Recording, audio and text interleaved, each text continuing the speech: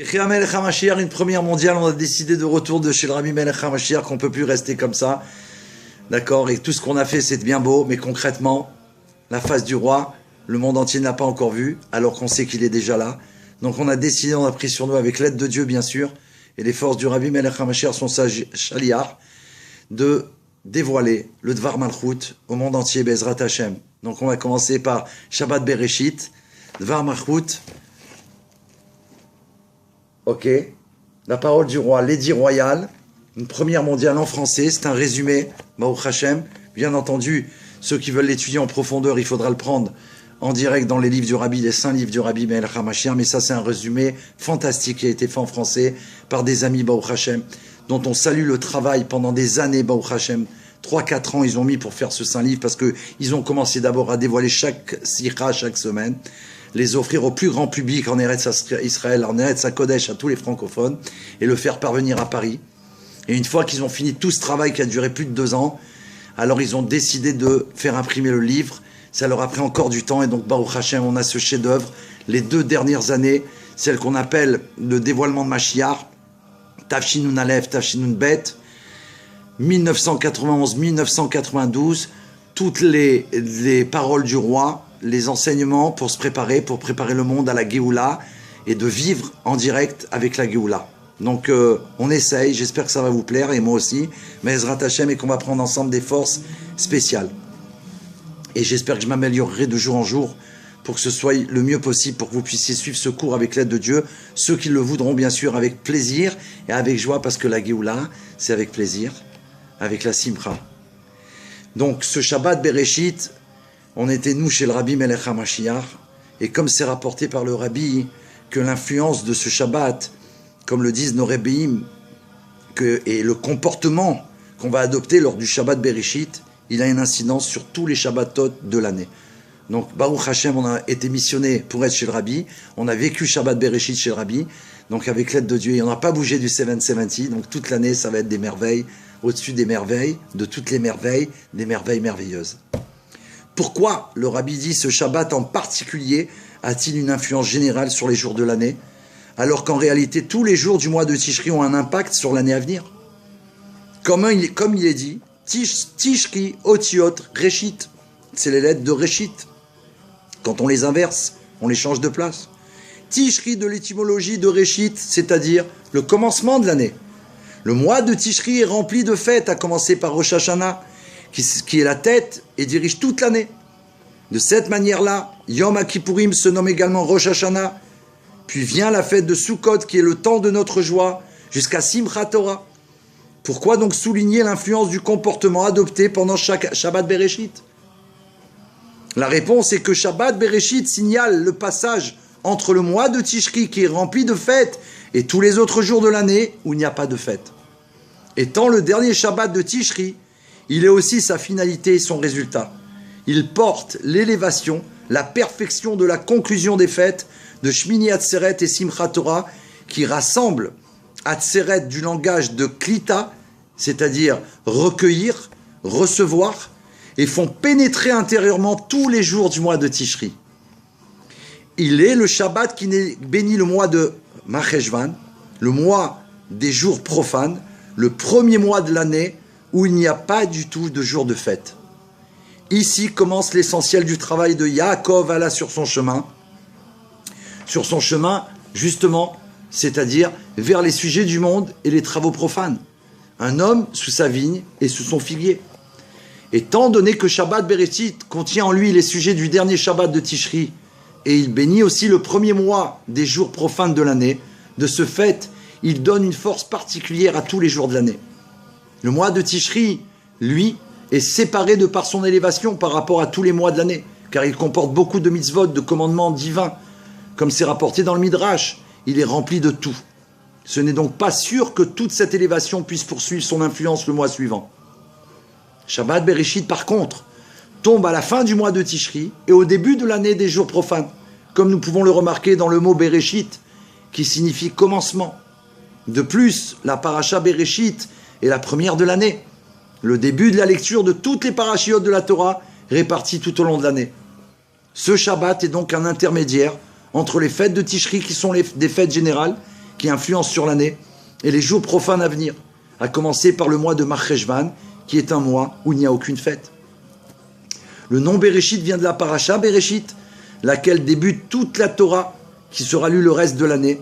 C'est par cette paracha qui témoigne de la création du monde par le Créateur que l'homme reçoit la force de la Torah de se comporter comme il se doit tout le reste de l'année.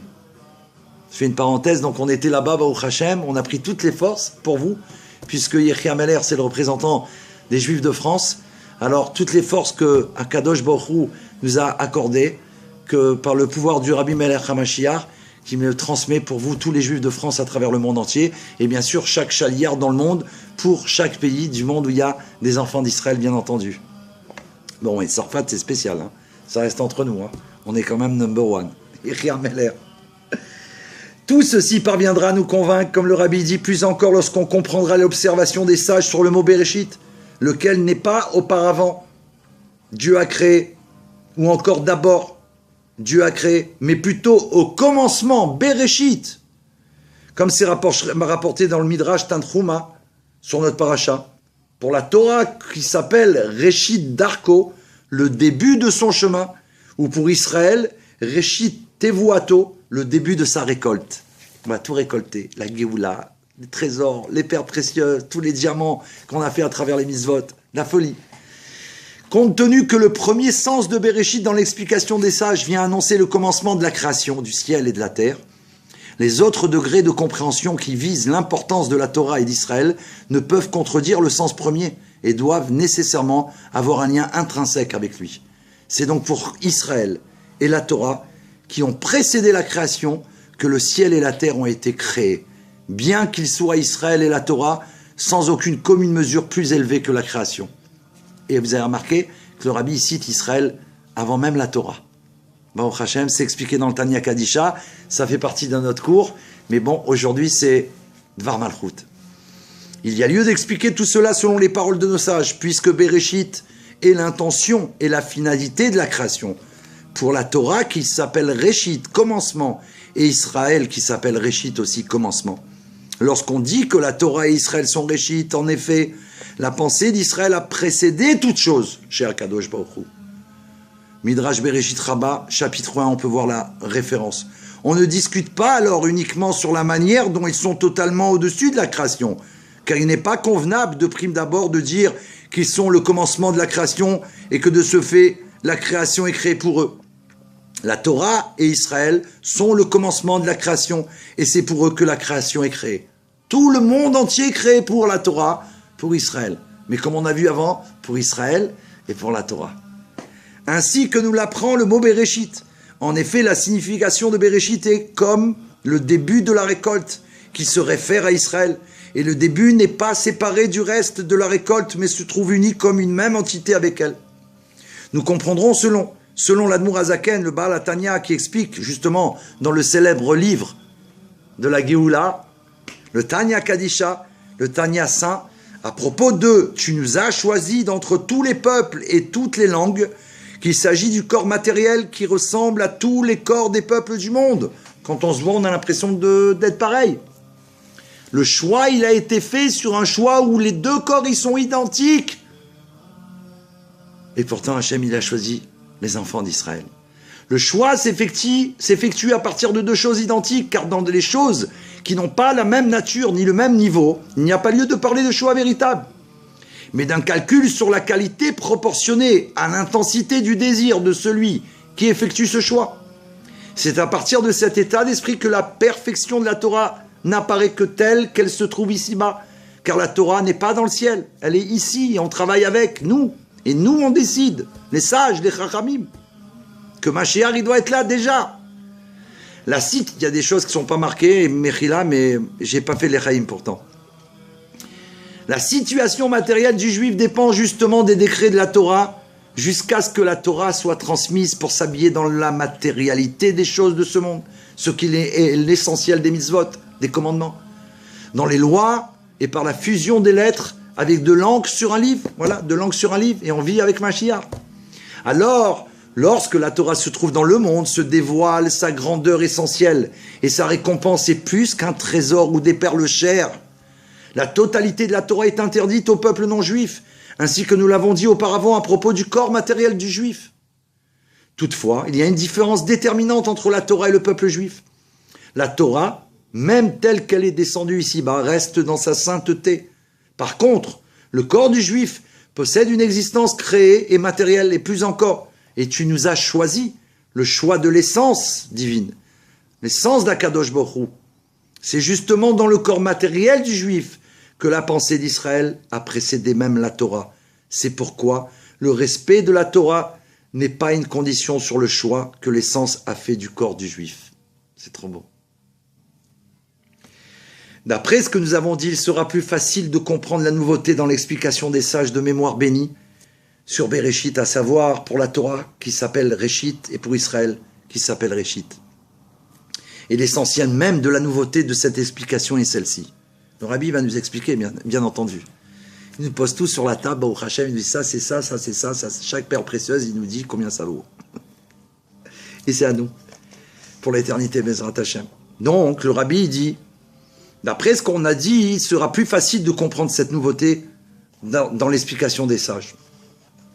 Et l'essentiel même de la nouveauté de cette explication, il va la dire tout de suite, ce n'est pas uniquement qu'Israël et la Torah soient des commencements de façon intrinsèque, mais qu'ils le soient également tels qui se situent dans le revêtement de la matière au sein même du monde créé, et jusque dans l'état du corps matériel du juif, où se dévoile encore qu'ils sont le commencement de la création, à tel point que, pour moi, le monde a été créé. C'est là, d'ailleurs, entre parenthèses, lorsque le Rabbi nous transmet un ordre divin, un ordre du maître du monde, puisqu'il est Moshe Rabbeinu. Et on peut être des millions au 770 et écouter le Rabbi, il s'adresse à chacun. Pour moi, le monde a été créé, ça veut dire que moi, je ne dois pas regarder mon voisin en disant « Ah bah c'est à lui qui s'adresse, c'est à lui de faire la chose que le Rabbi demande ». Pas du tout, c'est à moi. C'est à toi. C'est à toi aussi, arrête de te planquer. C'est à nous tous, rêver. On doit révéler Mashiach now. C'est là le lien entre les deux explications, lorsque la Torah Israël devienne une part prépondérante de la création, puisque le corps qui semble en tout point comparable à celui des non-juifs est choisi par Dieu dans son essence. On doit se bouger. Il nous a choisis. De là découle le choix textuel de Rashi dans la formation des sages. Le plus grand commentateur de la Torah, c'est un Français. Chut. Pour la Torah et pour Israël, car ce n'est pas seulement qu'il n'y ait pas de contradiction avec le monde, mais qu'en plus se dévoile que la Torah et Israël en sont le commencement. C'est ainsi que s'exprime la perfection du monde. Enfin, dans la généralité selon laquelle le début se relie à la fin, observons que la fin de notre paracha qui nous parle de Noach utilise la formulation « Et Noach a trouvé grâce aux yeux de Dieu ». Pourquoi ? Parce que par Noach sont réunis le repos d'en haut et le repos d'en bas, la paix entre la matière et le spirituel, ceci comme par la présence de la Torah et d'Israël au sein de la matière. Nous pouvons désormais voir le lien avec le premier Rashi qui nous enseigne, premier Rashi, que le Rabbi nous demande que lorsque les non-juifs nous traitent de menteurs ou de voleurs concernant la terre d'Israël, on doit leur répondre le premier Rashi de la Torah. C'est la seule réponse à donner, rien d'autre. La Torah n'aurait dû commencer que par ce mois-ci sera pour vous. Et pour quelle raison elle commence par Bereshit? Ah, voilà la réponse qu'on va leur transmettre et on la transmet en live. Parce que si les peuples venaient vous traiter de bandits en vous accusant vous avez volé la terre des 7 peuples, que vous puissiez alors leur répondre que c'est à Dieu qu'appartient toute la terre et qu'il l'attribue à ceux qui sont méritants à ses yeux. Il vous l'a confié puis repris et nous l'a donné. Léolam Vaed pour l'éternité. Voilà ce qu'on doit répondre aux non-juifs. Aucune discussion possible, aucune négociation possible, puisque cette terre, Dieu nous l'a donnée, c'est un cadeau d'Hachem, et bien entendu, un cadeau d'Hachem, on peut le donner à personne. De la même façon que Dieu a choisi le peuple d'Israël d'entre tous les peuples, il a également choisi la terre d'Israël d'entre toutes les terres pour la donner à son peuple choisi. Même la terre, il a choisi, et il a donné à son peuple choisi. Personne ne peut prendre la terre d'Israël. Des millions d'années qu'ils essayent, et jamais ils ont réussi. Et ils pourront jamais. Elle appartient au maître du monde.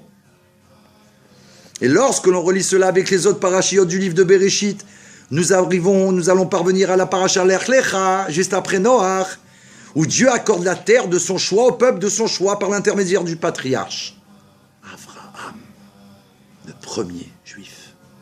Avraham Avinu.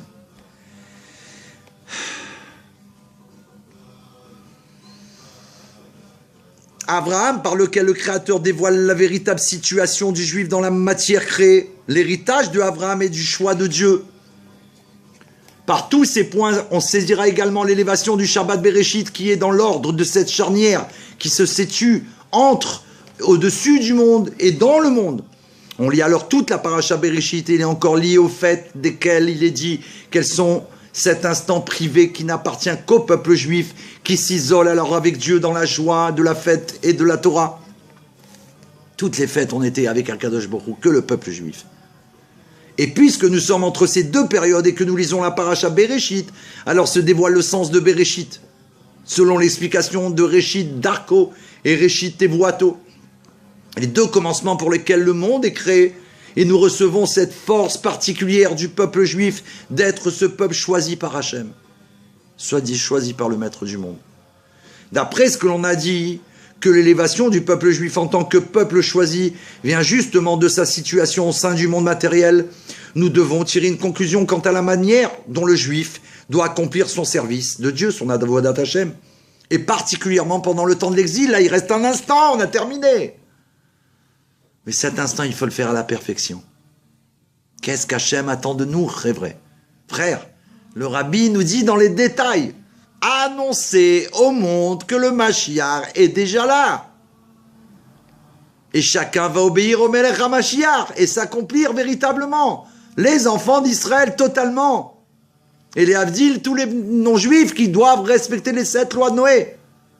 Et faire des actes de bonté et de bienfaisance. Gratuitement.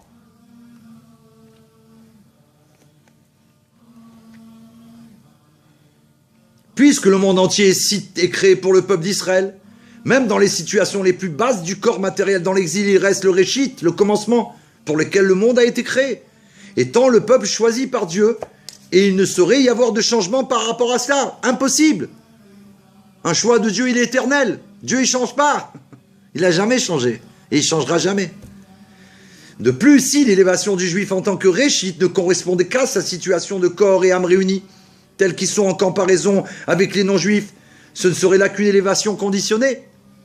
Mais c'est le corps du juif uniquement qui a été choisi entre tous les peuples et les langues dans sa matérialité, tel qu'il apparaît dans sa similitude avec le corps des non-juifs.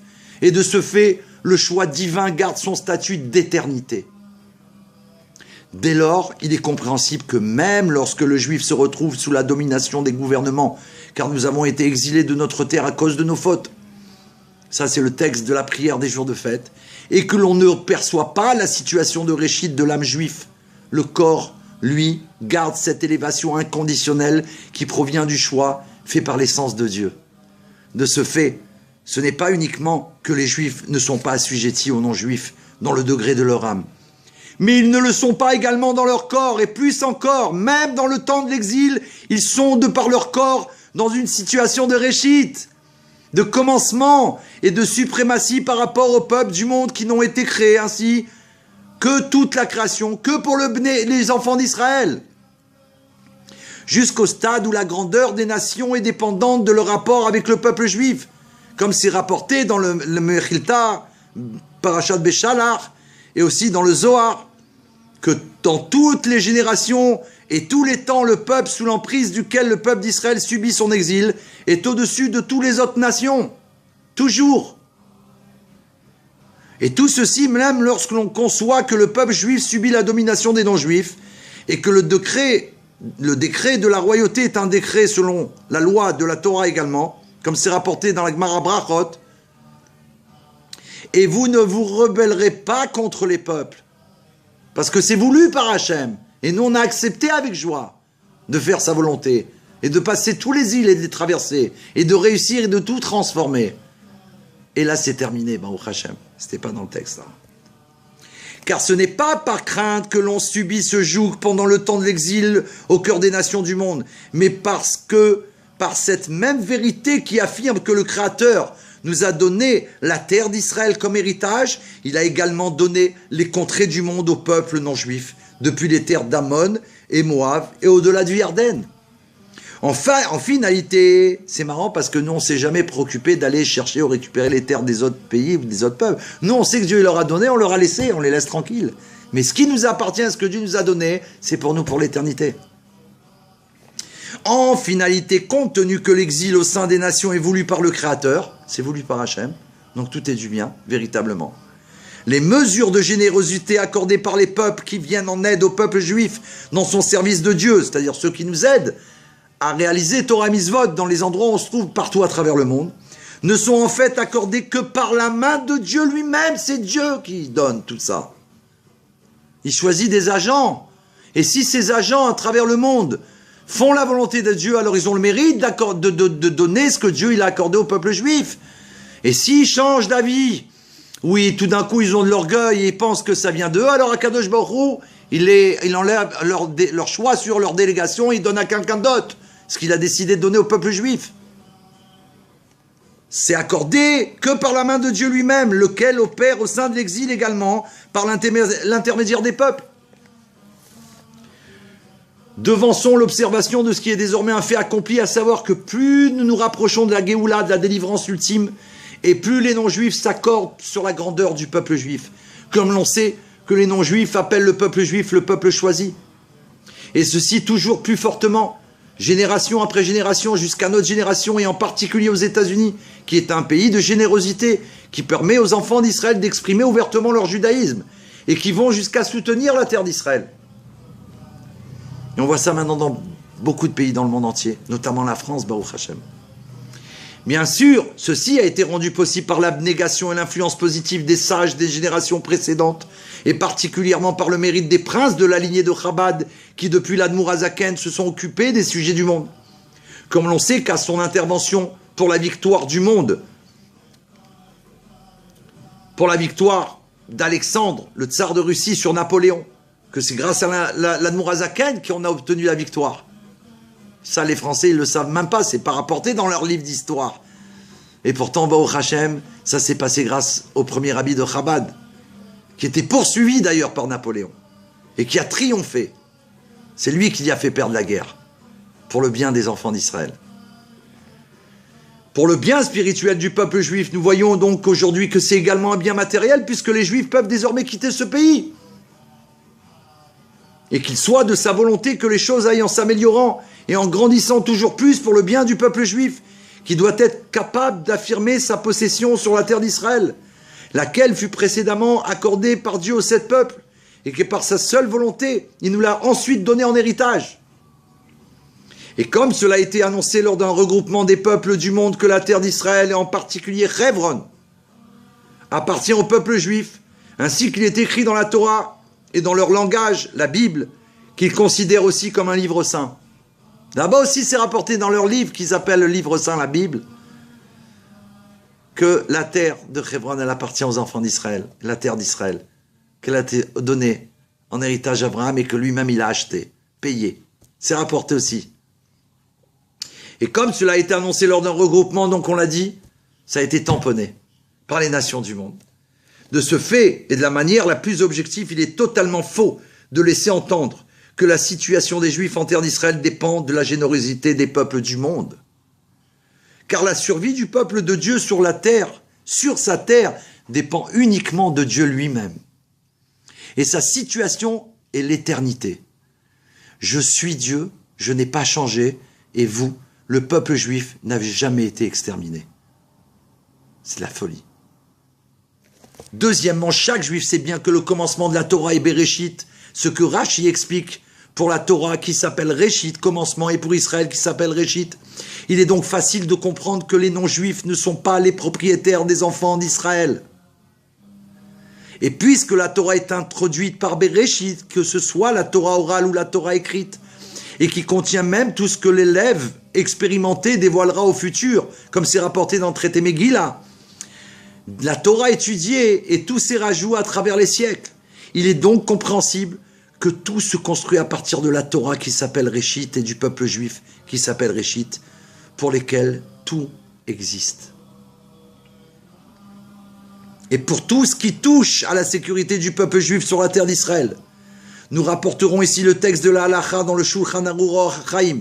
C'est les mots du Rabbi qui est le roi d'Israël, le roi Mashiach, qui s'adresse au monde entier à travers le peuple juif et donc à toute l'humanité, et pour le bien de l'humanité. Parce que le Mashiach, il est là pour révéler la vérité, le bien que Dieu va accorder à toutes les nations du monde qui se seront conduites comme il faut, c'est-à-dire en respectant les 7 lois de Noé, en faisant des actes de bonté et de bienfaisance, et surtout en aimant enfin à la folie le peuple juif, qui est là pour les éclairer de la lumière de la Torah. C'était pas dans le texte. Et donc, le Rabbi va terminer la sikha de Dvar Malchut, l'édit royal qu'on transmet au monde, avec toute la joie et la détermination et la force du roi Mashiach, et pour tout ce qui touche à la sécurité du peuple juif sur la terre d'Israël, on va rapporter la halacha, la loi juive. Il a été reconnu qu'ils se sont rapprochés des villes d'Israël.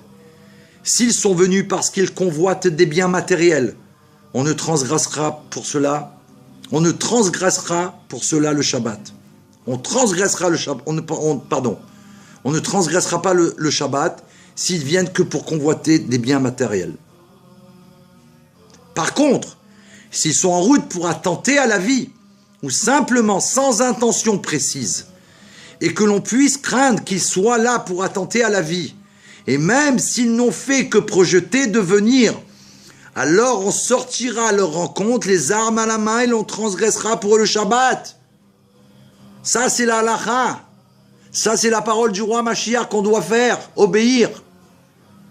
Et dans la ville proche de la frontière, même si leur approche n'était liée qu'au fait qu'ils convoitaient de la paille et de l'avoine, on transgressera pour eux le Shabbat, de peur qu'ils ne prennent possession de la ville et que de là, il soit facile d'investir toute la terre. Et qu'il soit de la sainte volonté de Dieu que par le rajout dans l'accomplissement des commandements et l'étude de la Torah, ce qui inclut en particulier le Chitat, Chumash, Tehillim, Tanya, la protection du peuple juif, de chaque juif dans le monde entier. Comme on sait que Chitat, c'est l'acrostiche de Chumash, Tehillim, Tanya, les 3 études quotidiennes de toute la Torah, de tout le livre Tehillim et du Tanya Kadisha, grandissent plus encore la connaissance et la conscience des peuples du monde, dans l'affirmation que la terre d'Israël appartient au peuple d'Israël pour lequel le monde a été créé.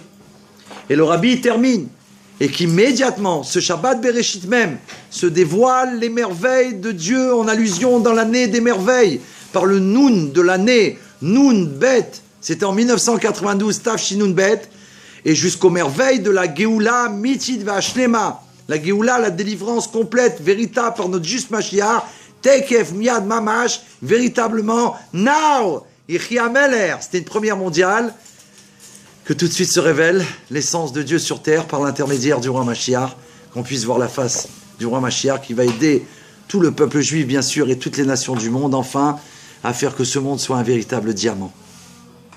Ichia Meler.